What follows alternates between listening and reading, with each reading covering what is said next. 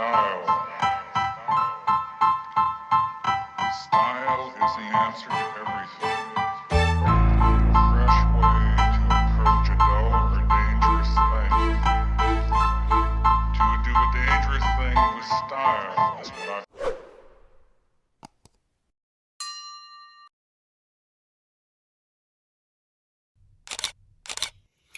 Hey everybody, thanks for tuning into the AFV factory.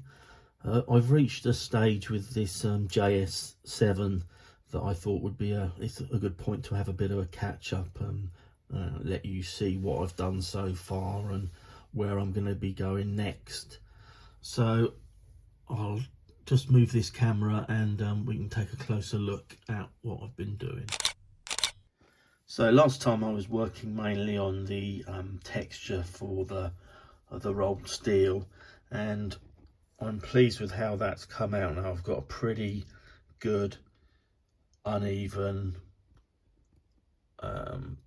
texture, some flat spots, some raised areas, just all pretty random, as you can see.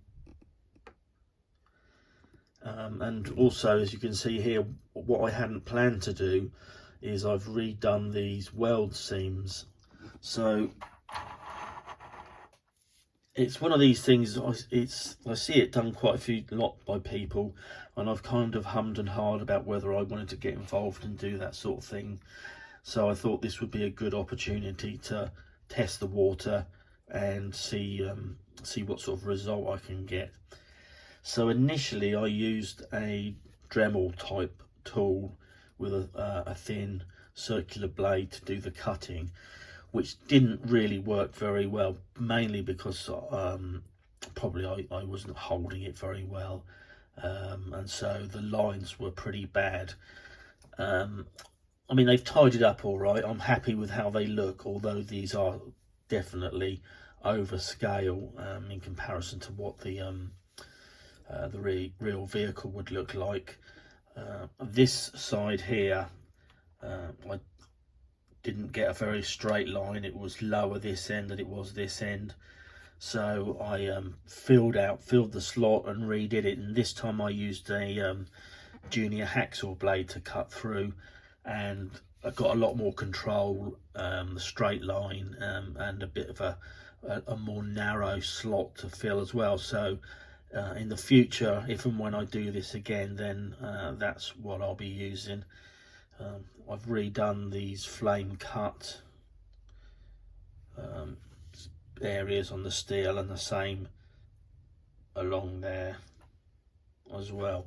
So what's coming next is going to be the tracks. I've done the wheels, so at present they are just they're just sat there, they're not fixed in place. And what I will do is I'll just set this camera back down and then we'll have a look at the tracks.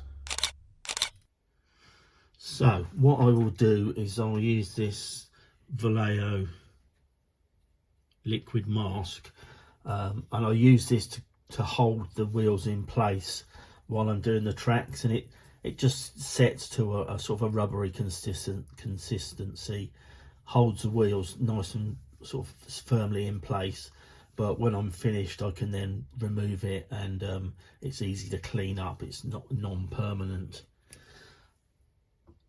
So I'm going to do the same thing as I've done in previous builds. I'm going to build the tracks onto the wheels, glue them onto the wheels so that they're all one piece, and then paint and weather them in that style. So the tracks are Lincoln length, and if you had a look at the lifting the lid video that I did last time, you'll see that they're really nice, nicely detailed.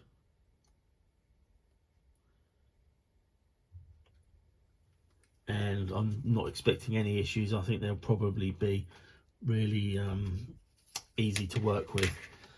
So yeah, so that's where we're at now.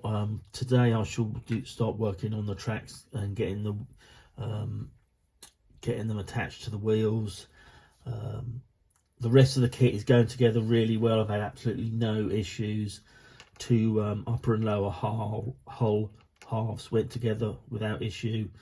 All the suspension components underneath, they all went together well. So yeah, so far it's proving to be a really nice kit, and I'm enjoying it thoroughly.